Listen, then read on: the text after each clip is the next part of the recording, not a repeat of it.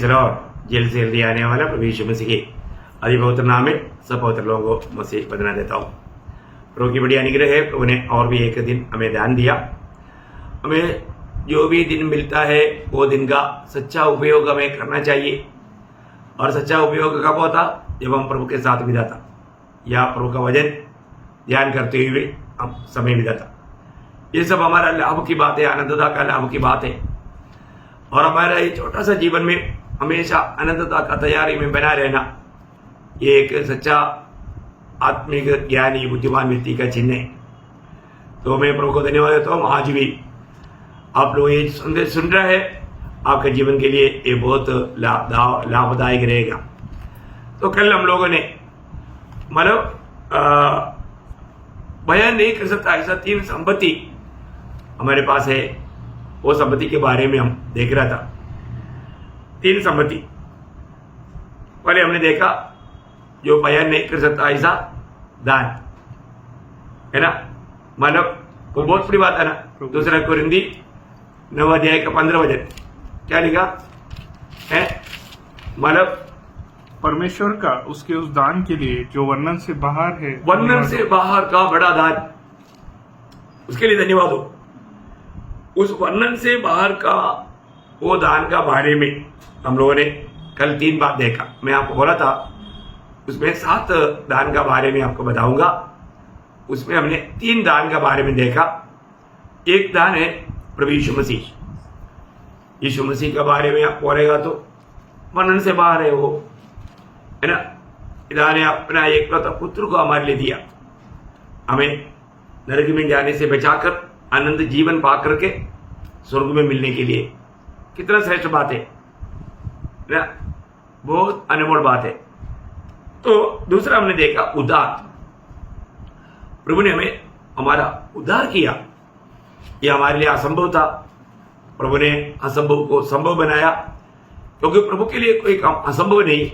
इसलिए प्रभु का हमारे ऊपर दया हुआ, प्रभु ने हमको उद्धार दिया। और तीसरा हमने ये देखा पवित्र आत्मा।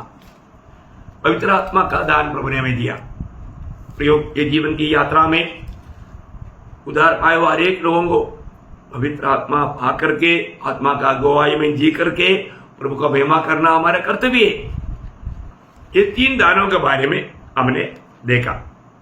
आज बाकी 4 दानों के बारे में मैं आपको बताऊंगा, बोला वो बात देखेंगे। इसके बाद जो मानव हमारे पास का 2 दान का बारे में है वो भी आज जल्दी आपको बताएंगे। तो ये 4वां दान है कृपा दान, है ना। ये एफेसियों का पत्री 3 अध्याय उसका 7वां वचन। पर मैं परमेश्वर के अनुग्रह के उस दान के अनुसार जो उसकी सामर्थ से प्रभाव के अनुसार मुझे दिया गया। हाँ, देखिए परमेश्वर का अनुग्रह का दान, देखा अनुग्रह का दान प्रयोग, ये बहुत बड़ी बात है। परमेश्वर का अनुग्रह का दान हम पर बहुत ऐसे उड़ेगा। आज आपको मालूम है अनुग्रह शब्द को बहुत से प्रकार का उसका अर्थ व्याप्ति बहुत बड़ा है ना। तो अनुग्रह से हमारा उद्धार हुआ है, मतलब हमें किसी भी प्रकार का योग्यता ना होते हुए प्रभु ने दिया हुआ एक बहुत बड़ा दान है अनुग्रह। अनुग्रह का दान आपको मालूम है, हम जो कुछ भी है प्रभु का अनुग्रह से। 1 कुरिन्दी 15 अध्याय उसका 10 वचन में पौलुस ये बात का गवाही देता है। 1 कुरिन्दी 15 अध्याय का 10 वचन। परंतु मैं जो कुछ भी हूँ परमेश्वर के अनुग्रह से हूँ। उसका अनुग्रह जो मुझ पर हुआ वह व्यर्थ नहीं हुआ, परंतु मैंने उस सबसे बढ़कर परिश्रम भी किया, तो भी ये मेरी ओर से नहीं हुआ, परंतु परमेश्वर के अनुग्रह से जो मुझ पर था। देखा प्रियो, कितना श्रेष्ठ बात है। पौलुस बोलता है मैं सबसे बढ़कर परिश्रम किया, परंतु मैंने नहीं किया। फिर कौन किया? प्रभु का अनुग्रह ही नहीं किया। ये बहुत बड़ी बात है। प्रभु अगर अनुग्रह नहीं देता तो हम ये काम नहीं कर सकता। प्रियो, प्रभु का अनुग्रह हमसे ये काम करवाता। इसका मतलब हम लोगों को जो मिला हुआ, आपको मालूम है हम जो दे रहे हैं ना, ये सुसमाचार का नाम करके क्या मालूम है? अनुग्रह का सुसमाचार। देखिए अनुग्रह पाया हुआ हर एक लोगों के हाथ में एक सुसमाचार है। उसका नाम प्रेरितों काम 20 अध्याय का 24 वचन में इसलिए प्रेरित पौलुस गवाही देता है, परंतु मैं अपने प्राण को कुछ नहीं समझता कि उसे प्रिय जानूं, वरन यह कि मैं अपनी दौड़ को और उस सेवा को पूरी करूं जो मैंने परमेश्वर के अनुग्रह के सुसमाचार पर देखा, अनुग्रह की सुसमाचार पर गवाही देने के लिए प्रभु यीशु से पाई है। देखा हर एक उद्धार पाया हुआ अनुग्रह से आपका उद्धार हुआ। और आज आप जो भी काम करता है वो अनुग्रह से कर पाता। प्रियो, प्रभु का अनुग्रह नहीं है तो आप कुछ नहीं कर सकता। बहुत बड़ी बात है।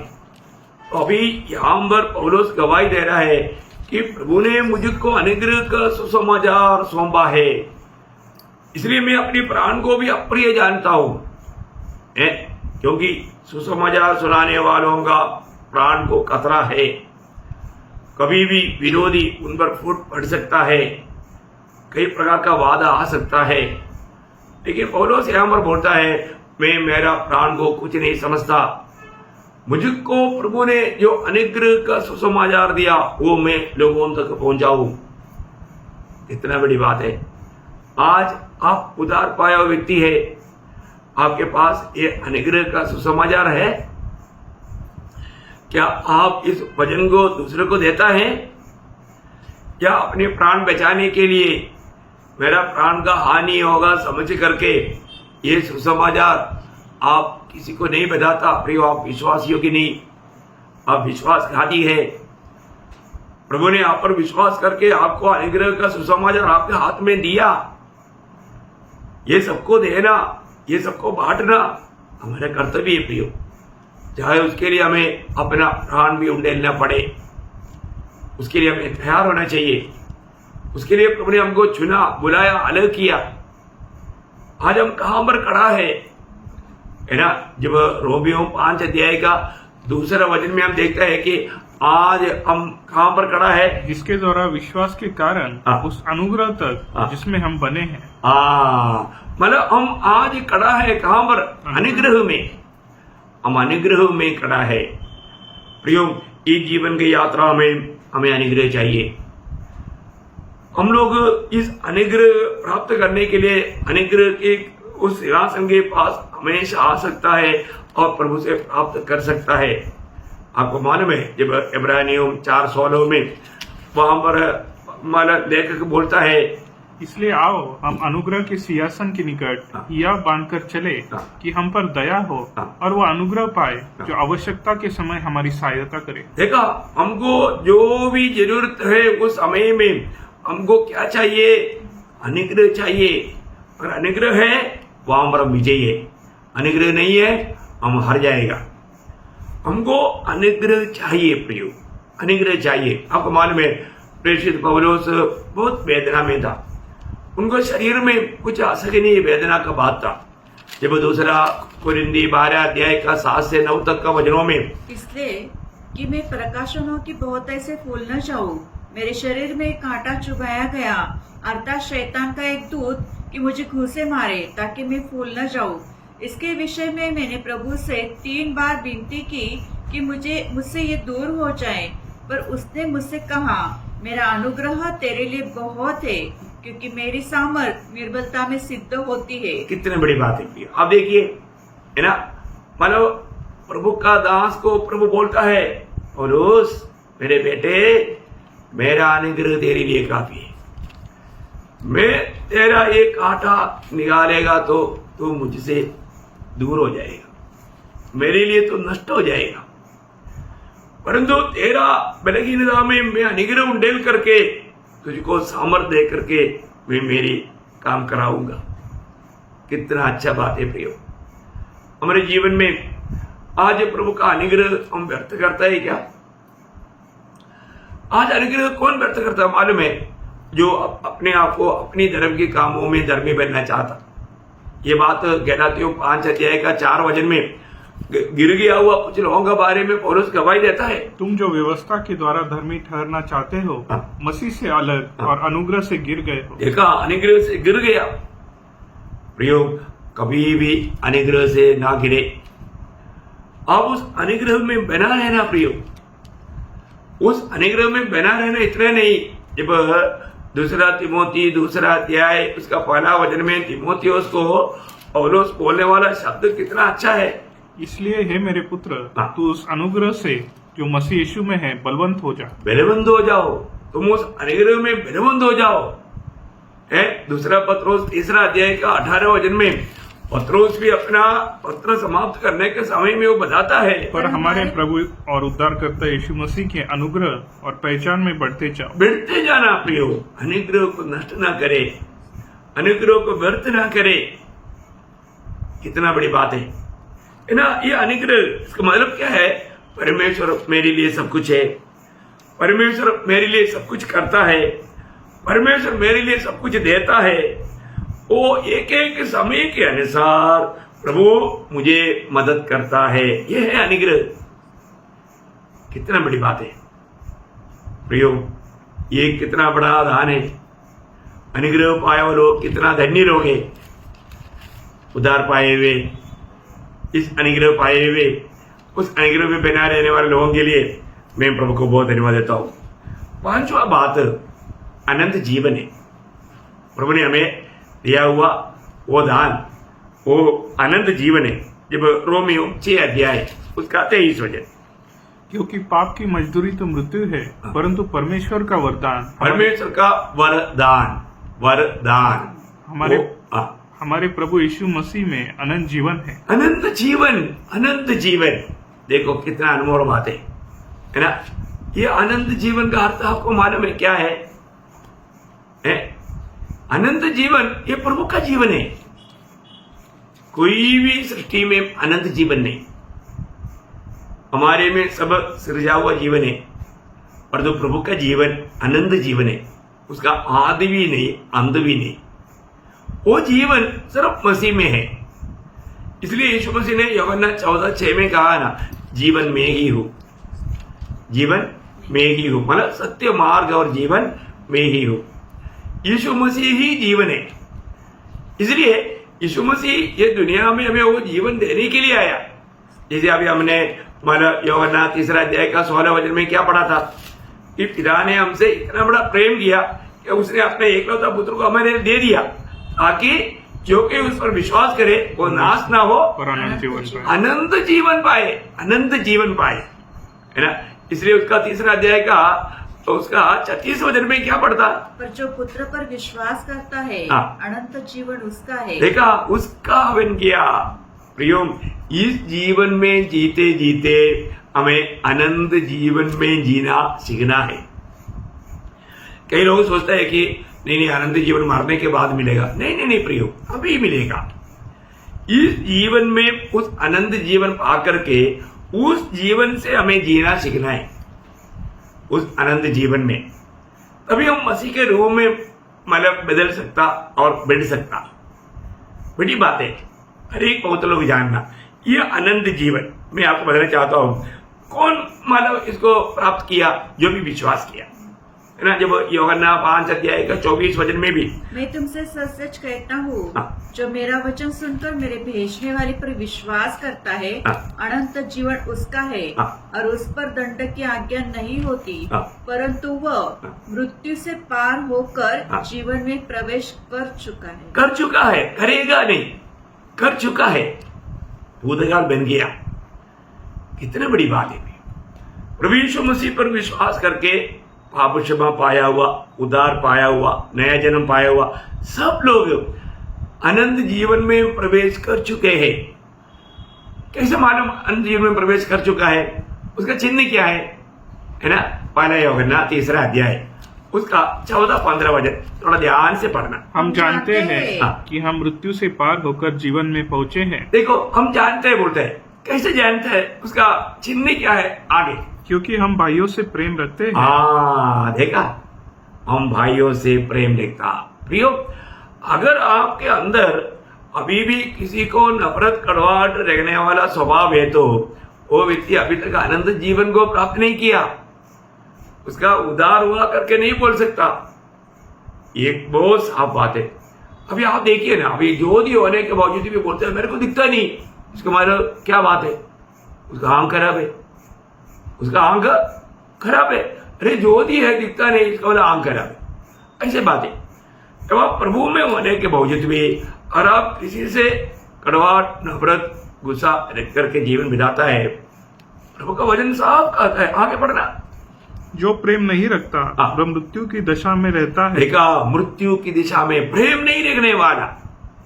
आगे, जो कोई अपने भाई से बैर रखता है देखा, बैर रखता है, वह हत्यारा है। देखा, हत्यारा, खूनी, वो इतना डेंजर पाप है प्रियो है। और तुम जानते हो हाँ। कि किसी हत्यारे में अनंत जीवन नहीं रहता। देखा, साफ बात हो गया। केवल हम जीवन पाया है, अनंत जीवन पाया है हमारे अंदर, हम किसी के प्रति नफरत, कड़वाहट नहीं रह सकता। प्रियो, हमारे दिल को परखो। अभी भी ठीक है, कई लोग हमको बहुत प्रकार का बदनाम करता है, निंदा करता, नुकसान करता, धोखा देता है ना, बहुत कुछ करता, परंतु हमें वो व्यक्ति के साथ ऐसा अनुभव नहीं होना चाहिए प्रियो। कई लोग सोचता है कि यार ये तो बोलने वाला भी ऐसे करता है करके। नहीं प्रियो, मेरा दिल आपने तो नहीं देखा। हमको उनके ऊपर तरस है प्रियो, ऐसे लोगों पर हमें तरस है कि वो लोग ऐसे क्यों करता है? हमको ऐसा बहुत से तिक्ता अनुभव आता है प्रियो सेवा में, लेकिन अभी भी हमारे दिल में उनके प्रति प्रेम है। हम उनके लिए अभी भी प्रार्थना करते हैं। प्रभु का वचन जो कहता है प्रियो, वो वचन प्रभु को जाना हुआ, प्रभु को पाया हुआ लोग जरूर करेगा। लेकिन जो व्यक्ति जिसको रोशनी नहीं मिला, वो तो दोष लगाना उनको तो काम ही है, वो आत्मा उस पर काम करता है। परंतु मैं आपको सच्चा दिल से बताता हूं प्रियो, एक उधार पाया व्यक्ति, हमें कोई भी किसी प्रकार भी हमारे साथ करने दो, परंतु हम उसको नफरत नहीं करेगा, प्यार ही करेगा। उसको हम कभी भी दुश्मन नहीं समझेगा। इतना बड़ी बात है। कई लोगों का कई स्वभाव से हम मिल नहीं सकता, वो बात अलग है, परंतु हम हर एक लोगों को प्यार करेगा। देखिए, तो ये अनंत जीवन मुझ में होना जरूरी बात है। मैं उधार पाया है तो, और वो अनंत जीवन है करके कैसे मालूम? क्योंकि यीशु मसीह मुझ में है ना। वही पहला योग 5 अध्याय का 11 से 13 वचन। और वह गवाही यह है हाँ। कि परमेश्वर ने हमें अनंत जीवन दिया है, हाँ। और वह जीवन उसके पुत्र में है। हाँ। जिसके पास पुत्र है, देखा, जिसके पास पुत्र है उसके पास जीवन है, उसके पास जीवन है। और जिसके पास परमेश्वर का पुत्र नहीं, हाँ। उसके पास जीवन भी नहीं है। इसका मतलब मुझ में यीशु मसीह है कि नहीं, ये बात को परखना। और आगे, मैंने तुम्हें जो परमेश्वर के पुत्र के नाम पर विश्वास करते हो, हाँ। इसलिए लिखा है कि तुम जानो कि अनंत जीवन तुम्हारा है। देखा, तुम्हारा है, मतलब तुम्हें मिल चुका है। इसलिए ना, जब दूसरा कोरिन्थियों 13 अध्याय का 5 वचन में पौलुस बोलता है ना, तो अपने आप को परखो, तुम विश्वास में हो कि नहीं। विश्वास में है तो यीशु मसीह तुम में है, पक्की बात, बहुत श्रेष्ठ बात है ना प्रियो। तो पुत्र जहां पर है वहां पर आनंद जीवन है। तो आज मुझ में आनंद जीवन है कि नहीं, ये बात को जानना। तो प्रभु ने हमें आनंद जीवन दिया बोलेगा तो प्रभु का जीवन दिया। प्रभु का जीवन बनाया हुआ जीवन नहीं, बाकी सारे सृष्टि का जीवन बनाया हुआ जीवन है। मनुष्य का जीवन भी बनाया हुआ जीवन है, पर जो हमें जो मिलता है वो जीवन बनाया हुआ जीवन नहीं। इसलिए कोलोसियों 3:4 में लिखा है, हमारा जीवन मसीह जब प्रकट होगा, हम भी उसके साथ प्रकट होगा। आज हमारा जीवन आज यीशु मसीह बन गया करके हमको अनुभव में लेना। यीशु मसीह हमारे में जी रहा है, और उसको कितनी बार बोला, अब मैं नहीं, मसीह मुझ में जीवित है, गलातियों 2:20। और फिलिपियों 1:21, मेरे लिए जीना मसीह, मरना लाभ। मेरे लिए जीना मसीह, मरना लाभ। कितना श्रेष्ठ बात है। आप देखिए, अपने आप को परखो। आज सच में मानो प्रभु मुझे अनंत जीवन दिया, वो अनंत जीवन मुझ में है कि नहीं, मैं उस जीवन से जी रहा है कि नहीं, वो जीवन मुझ में राज कर रहा है कि नहीं, ये बात को जानना। और 6वीं बात है, माना सेवकों, ये हमारे लिए दिया हुआ दान है ना। इफिसियों 4 अध्याय उसका 8 से 13 तक का वचन। इसलिए वो कहता है, वो ऊंचे पर चढ़ा और बंदियों को बांध ले गया और मनुष्य को दान दिए। मनुष्य को दान दिया, वो दान उसका 11 वचन से पढ़ो। उसने कुछ को प्रेरित नियुक्त करके और कुछ को भविष्यवक्ता नियुक्त करके और कुछ को सुसमाचार सुनाने वाले नियुक्त करके और कुछ को रखवाले और उपदेश नियुक्त करके दे दिया। क्यों दिया? आगे जिससे पवित्र लोग सिद्ध हो जाए और सेवा का काम किया जाए और मसीह की देह उन्नति पाए, जब तक कि हम सबके सब विश्वास और परमेश्वर के पुत्र की पहचान में एक न हो जाए और एक सिद्ध मनुष्य न बन जाए और मनुष्य के पूरे डील डौल तक न बढ़ जाए। प्रियो, इसके लिए ये सेवकाई दिया। इसके मतलब हर एक सेवकाई प्राप्त किया हुआ लोगों का कर्तव्य है प्रभु ने दिया हुआ लोगों को मसीहत में बढ़ाना, उन्हें सिद्ध करना। कितना बड़ी बात है। मैं उसको ज्यादा विस्तार से बोलना नहीं चाहूंगा। आकर 7वां बात भी मैं आपको बोलूं कि जब याकूब 1 अध्याय उसका 17 वचन, याकूब 1 अध्याय का 17 वचन, लॉर्ड की, क्योंकि हर एक अच्छा वरदान और हर एक उत्तम दान ऊपर ही से है और ज्योतियों के पिता की ओर से मिलता है। देखिए, हर एक अच्छा दान, देखा इसका मतलब ये हर एक अच्छा दान ये प्रभु की ओर से हमें मिलता। हमारा प्रभु अच्छा है और उससे मिलने वाला हर एक दान भी अच्छा है ना। यीशु मसीह जब चेलों को सिखाने के टाइम पर बोला हुआ बात मत्ती के सुसमाचार उसका 7 अध्याय उसका 9 से 11 वचन पढ़ना। मत्ती उसका 7 अध्याय का 9 से 11। तुम में से ऐसा कौन मनुष्य है कि यदि उसका पुत्र उसे रोटी मांगे तो वह उसे पत्थर दे, या मछली मांगे तो उसे सांप दे? अतः जब तुम बुरे होकर अपने बच्चों को अच्छी वस्तुएं देना जानते हो तो तुम्हारा स्वर्गीय पिता अपने मांगने वालों को अच्छी वस्तु क्यों न देगा? देखा, प्रभु अच्छा वस्तु भी हमें क्यों नहीं देगा। प्रियो, बहुत सुंदर बात है ना, है प्रभु अच्छा है और वो मांगने वालों को अच्छा चीजें देता है। इस दुनिया का पिता अपने बच्चों को अच्छा चीज देना जानता है और देता है, तो स्वर्गीय पिता उससे बढ़कर क्यों नहीं देगा। बहुत सुंदर बात है, बहुत सुंदर बात है। तो अभी हमने जो बयान नहीं कर सकता ऐसा दानों का बात 7 बात देखा। अभी बाकी दूसरा 2 बात जो बात मैं आपको बताया था वो है जो बयान नहीं कर सकता ऐसा आनंद है, वो एक बड़ा संबंध है। प्रियो, आनंद बड़ा एक संबंध है ना। जब 1 पत्रोस 1 अध्याय उसका 9 वचन पढ़ना। 1 पत्रोस 1 अध्याय 9 वचन। और अपने विश्वास का प्रतिफल अर्थात आत्माओं का उद्धार प्राप्त करते हो। 8 उससे तुम बिन देखे प्रेम रखते हो और अब तो उस पर बिन देखे भी विश्वास करके ऐसे आनंदित और मगन होते हो, ऐसे आनंदित और मगन होते हो जो वर्णन से बाहर और महिमा से भरा हुआ है। 8 वचन है, हिंदी में 8 वचन, ओके, मलयालम में वो 9 वचन में, ओके सॉरी। तो मतलब जो वर्णन से बाहर आनंद, देखा कितना अनमोल बात है। पवित्र लोगों का आनंद वर्णन से बाहर है ना, हमेशा उस आनंद में उमड़ता। आपको सबको मालूम है आत्मा का फल में आनंद है। आत्मा जहां पर है वहां पर आनंद है ही है। लेकिन जब भजन संगीता में 4 अध्याय का 7 वचन में वहां पर एक बात लिखा, तूने मेरे मन में उससे कई अधिक आनंद भर दिया है। दुनिया में जो मिलने वाला बातों से कई अधिक आनंद भर दिया है, जो उनको अन्न और दाखमधु की बढ़ती से होता था। कितना बड़ी बात है। इसका मतलब क्या है कि दुनिया से मिलने वाला करोड़ों रुपया मिल गया, आपको बहुत बड़ा दुनिया का आशीष के बात मिल गया, मोती मिल गया, हीरा मिल गया, जो भी मिल गया, उससे जो लोगों को मिलने वाला आनंद से बढ़कर आनंद प्रभु ने हमारा दिल में दिया। कितनी बड़ी बात है, बयान नहीं कर सकता इस उदार के आनंद, ये स्वर्गीय आनंद।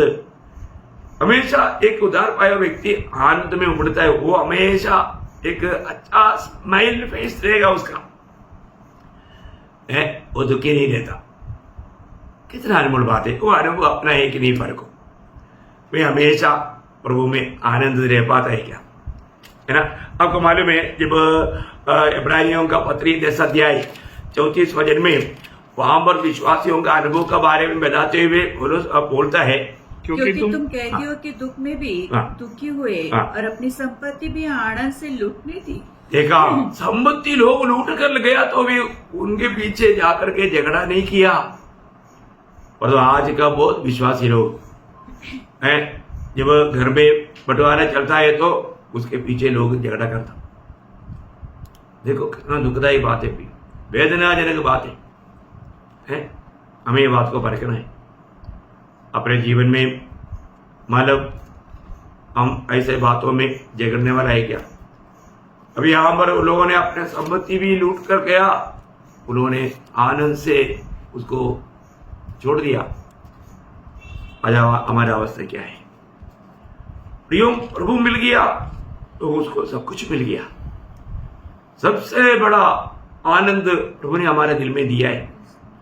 पुराने नियम का हबक्कूक दिया हुआ गवाही आपको याद है, हबक्कूक 3 अध्याय का 17-18 वचन। क्योंकि चाहे अंजीर के वृक्ष में फूल न लगे और न दाखलताओं में फल लगे, जलपाई के वृक्ष से केवल धोखा पाया जाए और खेतों में अन्न न उपजे, भेड़शालाओं में भेड़ बकरियां न रहे और न थानों में गाय बैल हो, तो भी मैं यहोवा के कारण आनंदित, देखा मैं यहोवा के कारण आनंदित और मगन रहूंगा और अपने उद्धारकर्ता परमेश्वर के द्वारा अति प्रसन्न रहूंगा। कितना बड़ी बात है, अति प्रसन्न रहेगा, वो चेहरा चमकते रहेगा। प्रियो प्रभु के साथ सच्चा नाता जोड़ा हुआ भक्त का जीवन ऐसे रहता। इसलिए देखो ना कितना कष्ट तकलीफ में गुजरा हुआ प्रेषित पौलुस फिलिपियों 4:4 में क्या बोलता? प्रभु में सदा आनंदित रहो, प्रभु में सदा आनंदित रहो। मैं फिर कहता हूँ आनंदित रहो। देखो फिर बार बार उस पत्र में 18 बार उड़ा उड़ा करके प्रेषित पौलुस कहता है आनंदित रहो, आनंदित रहो। बहुत बड़ी बात है प्रियो, हमें ये बात को जानना। आज मैं प्रभु में आनंद दे क्या है ना, वर्णन से बाहर आनंद प्रभु ने हमारा दिल में रखा है, डाला है। कितना अद्भुत बात है प्रियो, कितना बड़ा संपत्ति है। लोग आनंद के पीछे कितना पैसा खर्च करता है, लेकिन थोड़ी समय का आनंद के बारे में उसे भी भयंकर निराशा में दुख में गिर जाता। वेदना आने के बाद आनंद के लिए कई लोग पिकनिक जाता, शायद वो यात्रा में वो लोग में बहुत लोग मर भी जाता। वो आनंद का सही मार्ग नहीं था। प्रियो प्रभु हमें आनंद देता, वर्णन से बाहर आनंद। ये आनंद उधार पाए हुआ हर एक लोगों को प्रभु ने दिया हुआ है। कितना बड़ा संपत्ति है। आखिरी बात भी बोल करके मैं ये विषय को समाप्त करना चाहूंगा। जब 2 कोरिन्थी उसका 12 अध्याय उसका 2 से 4 वचन। मैं मसीह में एक मनुष्य को जानता हूँ, 14 वर्ष हुए कि न जाने देह सहित न जाने देह रहित, परमेश्वर जानता है। ऐसा मनुष्य तीसरे स्वर्ग तक उठा लिया गया।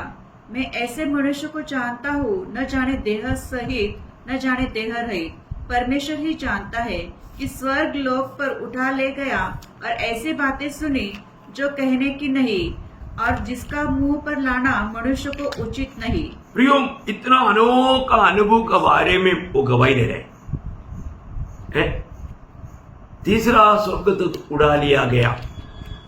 वो स्वर्ग का महनीय बातें उन्होंने अनुभव किया। बोलता है कि वो बयान नहीं कर सकता, बयान नहीं कर सकता ऐसा अनुभव। देखिए एक ऐसा प्रेषित पौलुस स्वर्ग में गया, वो एक मनुष्य को जानता हो करके जो बोल रहे हो अपना ही खुद की बात बोल रहे हैं।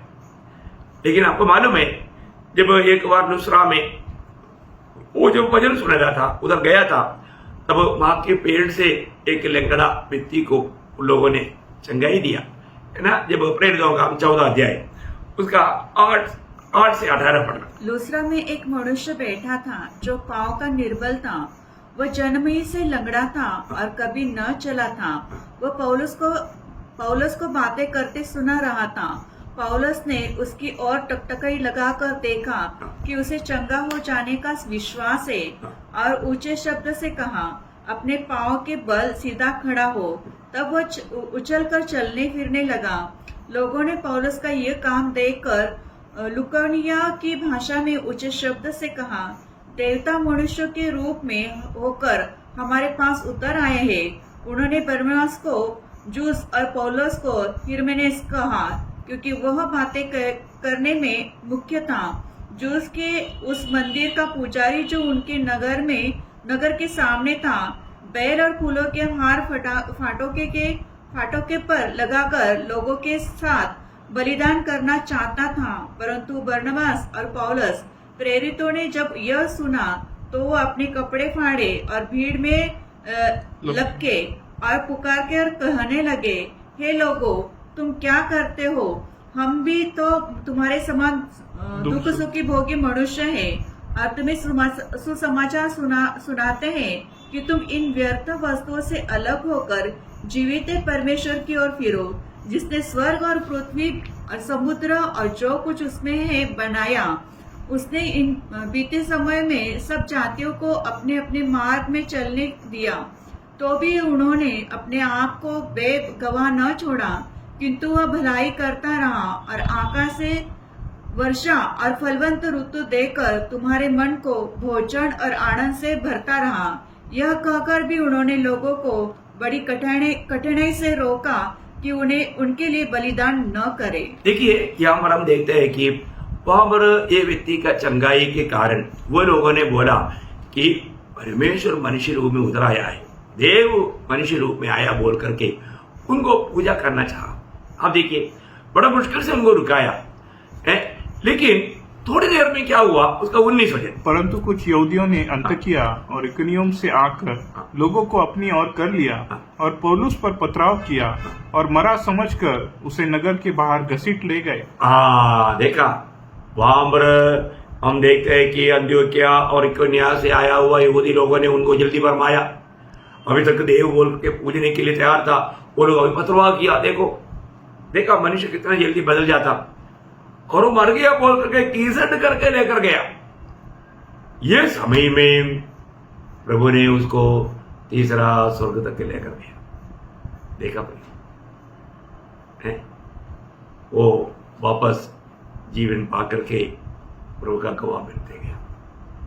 प्रियो, ये अनुभव बयान से बाहर है, बयान से बाहर। ऐसा कई अनुभव कई रीति में मेरे और आपका जीवन में जरूर रहेगा। मैं भी आपको ऐसा कुछ अनुभव जो बयान से बाहर का कई अनुभव प्रभु के ओर से जो मिला, मनुष्य को समझना कठिन है, ये बात बता सकता है। मैं आपको बताना चाहता हूं प्रियो, ये सब एक संपत है। हमारे जीवन में प्रभु देने वाला एक एक अनुभव एक बहुत बड़ा संपत है। इसमें हमें संबंध होकर के प्रभु का गौरव करना। तो प्रभु को धन्यवाद हो। ये तीनों प्रकार का संपत्ति एक सच्चा आत्मीय जीवन में पुष्टि के साथ प्रभु का सेवा करने का कारण बन जाता है। तो मैं प्रभु को बहुत धन्यवाद देता हूँ। ये तीनों प्रकार का संपत्ति आज मेरे पास है कि नहीं, ये बात मुझे सुनने वाला सब लोग परखेगा तो अच्छा है। प्रभु ने हमें दिया हुआ जो दान है वो वर्णन से बाहर है। प्रभु ने हमें दिया हुआ आनंद है वो जो वर्णन से बाहर है, बयान नहीं कर सकता। और हमारा अनुभव जो है वो भी बयान से बाहर है। तो इस प्रकार का संबंध यदि हमारे पास रहेगा, हमारा आत्मीय जीवन हम बहुत पुष्टि के साथ रह करके प्रभु का भक्ति कर पाएगा। तो प्रिय वचनों के द्वारा आप सबको बहुत आशीष दे, प्रभु को महिमा मिले। आमीन।